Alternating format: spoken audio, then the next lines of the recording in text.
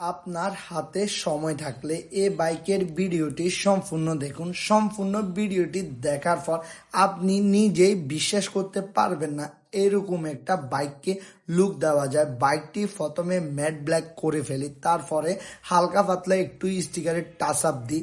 অনেক সময় অনেকে বলবেন যে ভাই ম্যাট ব্ল্যাক করছেন, এটার ভিডিও দেন নাই কেন? দোকানে ব্যস্ততা থাকার কারণে ভাই ভিডিওটি দিতে পারি না।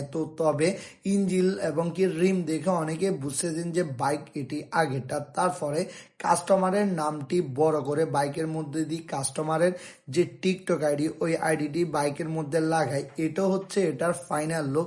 সম্পূর্ণ ভিডিওটি দেখলে আপনারাও বুঝবেন যে বাইকটি এত জোশভাবে কিভাবে মডিফিকেশন করলাম। আর এই বাইকের যে লং ভিডিও যেটা আমাদের ফেসবুক আইডি, টিকটক আইডি এবং কি ইউটিউব আইডিতে দেওয়া আছে, আপনারা চাইলে যে কোনো ধরনের বাইককে এরকম নতুনের মতন লুকে নিয়ে আসতে পারেন।